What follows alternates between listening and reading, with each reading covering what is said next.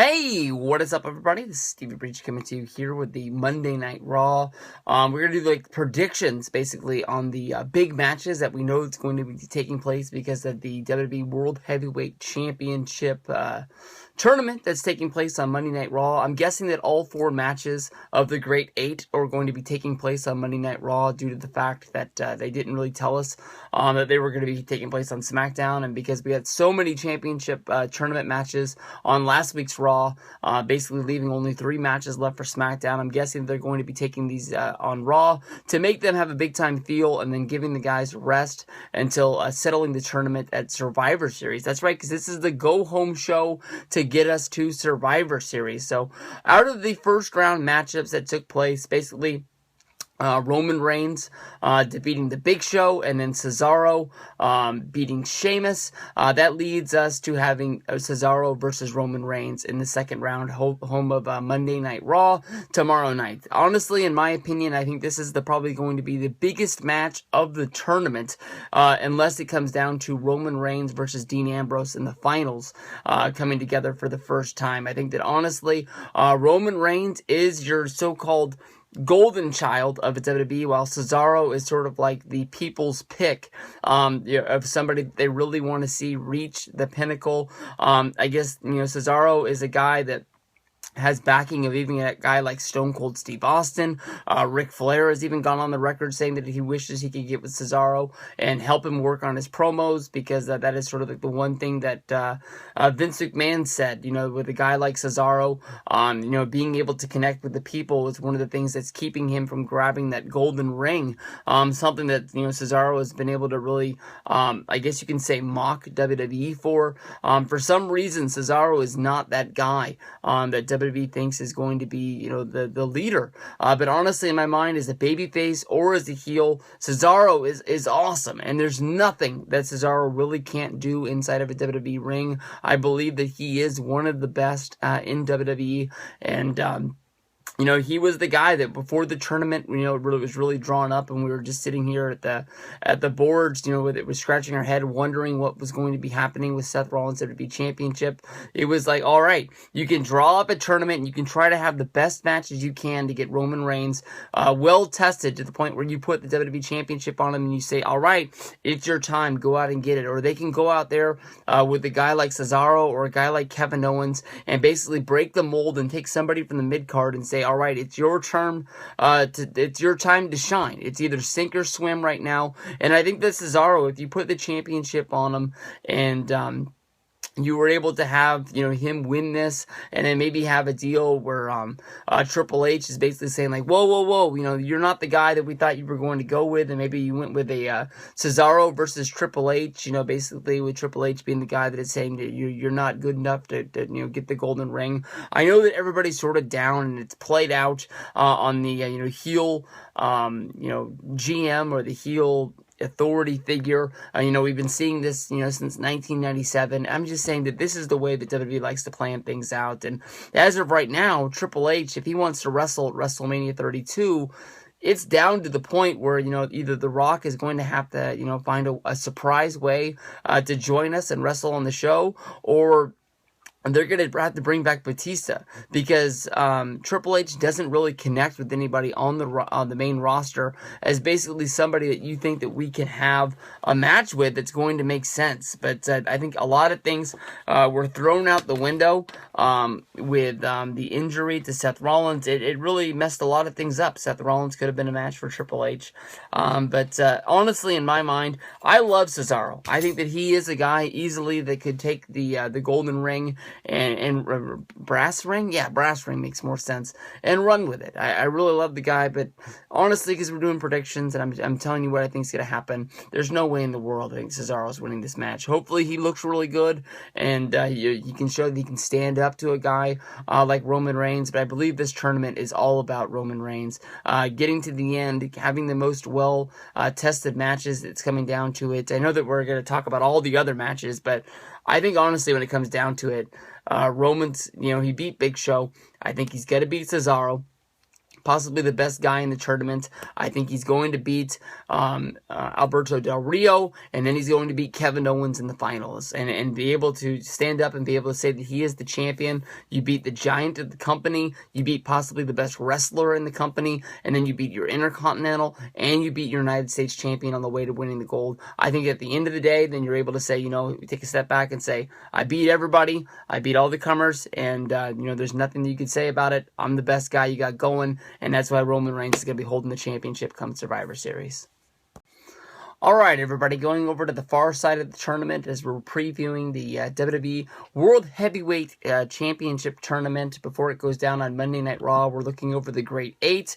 On the far side, in the bottom corner of the tournament, we see Tyler Breeze lost his match to Dean Ambrose in his debut, so that puts it up against Dean Ambrose going up against Dolph Ziggler.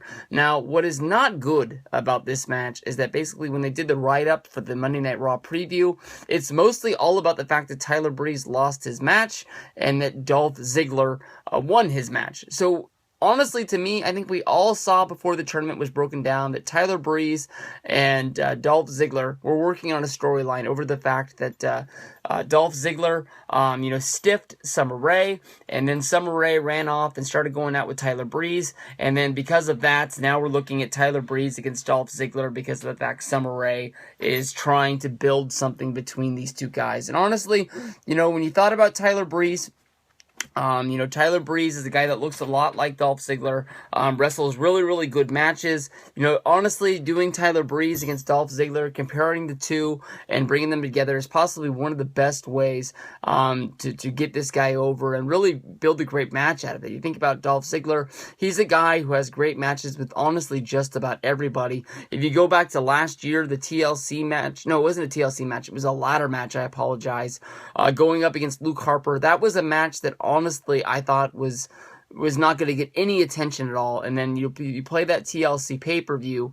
That was the only match when that pay-per-view was over that anybody wanted to talk about. It basically opened the show, stole the show, and then nothing was able to live up to it. Honestly, I don't want to take anything away from Dean Ambrose. I think that he's a great wrestler. I think that he's got a lot going for him, and honestly, as far as a match that you're really going to remember at Survivor Series, if it's, Roman Reigns going up against Dean Ambrose, the architects, two of the three members of the Shield, that's possibly one of the biggest matches that you could build to.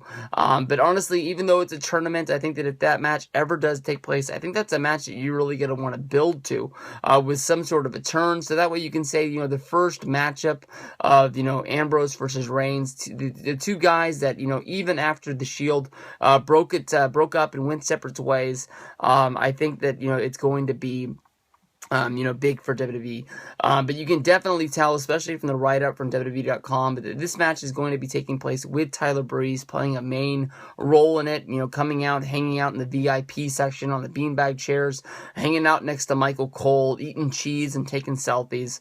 I think that, Tyler Breeze is going to get into this match. I think that when it comes down to it, Dean Ambrose is going to take the win, and he'll move on from there and just say it is what it is. But it sets up Tyler Breeze going up against Dolph Ziggler at Survivor Series.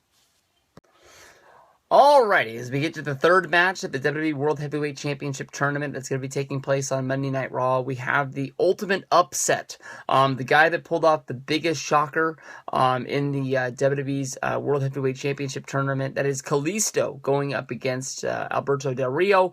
Honestly, Kalisto beating Ryback and the fact that he beat him clean was definitely the one thing that this tournament needed to show that honestly it wasn't going to be going down especially the way that everyone thought it was going to be going down. Definitely, when WWE said they were going to be having so many spots in the tournament and holding first-round matches on Monday Night Raw, I think that they really watered down the tournament, especially with having guys like Kalisto and Titus O'Neil inside of the tournament. But Kalisto pulling out a move And getting a win over Ryback is definitely a big boost to Kalisto's career. Definitely a big boost to the Matadors. Well, he's not in the Matadors, Steven. You're an idiot.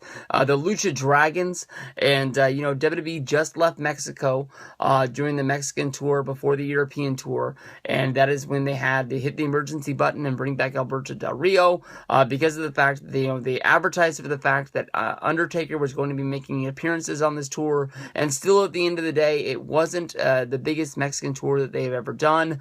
With the fact that Alberto Del Rio and Rey Mysterio had left, WWE really hadn't built a big Mexican star in a long time. And, in Mexico, there's lots of Mexican wrestling organizations, and WWE might be the biggest show in town. But, when you have AAA and other organizations running down in Mexico, so often, WWE to be coming down and, trying to get everybody's money isn't always going to be taking place, because one of the local organizations who runs more often is possibly going to be able to having a bigger or better show before or after or even during the same time that you're there. So I know that you're really going to try to make sure that the Mexican tour next time they go down there is going to mean a lot more. Whether that means Kalisto is going to be splitting off and becoming his own sort of guy, and maybe Sin Cara is going to start picking up some wins to help out the Lucha Dragons.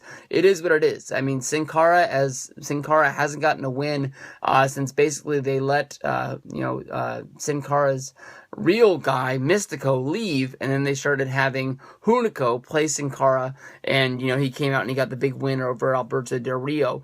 Besides the fact that in NXT the Lucha Dragons became the tag champs, they haven't really been blowing the doors off of anybody. I think they wrestled at this year's WrestleMania pre-show. Honestly, I could be wrong if they did, but that means they probably picked up some win around WrestleMania time.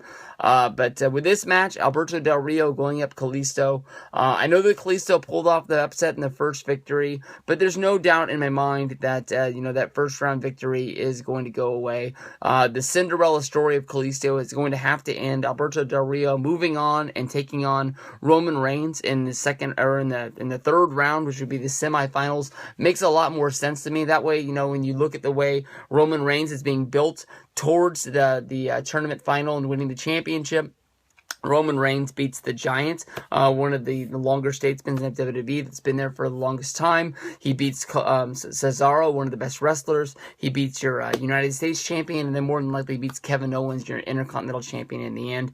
I think that Del Rio, even though the fact that he wasn't talked about in this much, he needs to get this victory so that way it builds steam behind him. That way when he gets to TLC against John Cena, this is the guy that's taken his championship, got the wins that needed to go. That way when Cena comes back and he wants that championship back, it looks like this is a hot guy to go up against him. Alright, everybody, this is the 5-point preview for Monday Night Raw. We're going to be looking at all the WWE World Heavyweight Championship tournaments, and the last great 8 match that's going to be taking place is Kevin Owens going up against Neville. I think that honestly this is the one match that least amount of people are talking about. I know that with a bigger guy like Kevin Owens going up against a smaller guy like Neville, this is basically going to be the played out David versus Goliath story from the Bible, with the little guy going up against the big guy. And definitely if you live in Kevin Nash's world, the worst big guy will always beat the best little guy. I think that honestly, if you think about the way that these guys have spent their career, I'm not 100% sure, but I'm thinking that Kevin Owens and Neville probably passed each other somewhere on the independent circuit, whether if it was in PWG or whether if it was somewhere overseas. And I bet you honestly, even though this is the one match that nobody's talking about, I bet you this is the one match that everyone's going to be talking about come Monday night or Tuesday morning. Wow, did you believe this? Kevin Owens is the guy that likes to get into the ring and he likes to beat people up, and he's won probably more matches than he's lost in WWE since he's been there, especially with the fact that now he's the Intercontinental Champion. But I honestly think that Kevin Owens is the guy that gives a lot during his matches, and that is the one thing that Neville really needs, whether that's him using his speed against Kevin Owens. I know that Kevin Owens, even though he's a bigger guy, is very fast on his feet, and he's faster than he looks, and that's why it makes him sort of special. I know that when you look at sort of guys at his shape, you think of guys like the Big Show, you think of guys like King Kong Bundy, Kamala, that were just bigger guys that were slow on their feet and weren't able to get a lot done, but they were very imposing by looking at them. Especially, he's not as big as the one-man gang was, but, he's almost to that place. And that's not a knock on this guy saying that he's gained weight since joining WWE or anything like that. I'm a huge fan of Kevin Owens. I think that he's the guy that honestly should be getting pushed all the way until the end. I see Kevin Owens getting the win over Neville. That means he would be going up, in my predictions, going up against Dean Ambrose in the semifinals. That match would be taking place on the Survivor Series. And then even from there, I see Kevin Owens going on to the final. So I think it looks really good for Kevin Owens at this place. Neville, I don't really know what storyline they have working for him. The last time I talked about Neville, he was still messing around with the Ascension and Stardust and the storyline that will never end, which was Stardust going up against Neville. I don't know if this is like a year-long feud that they're looking to build until they get to the point of WrestleMania. When it first started going and they had like the comic book sort of feel where every time they would go to a commercial and they would try to bring up that this match is coming up next, they would have this sort of the picture come up that they definitely put a lot more work into, except for the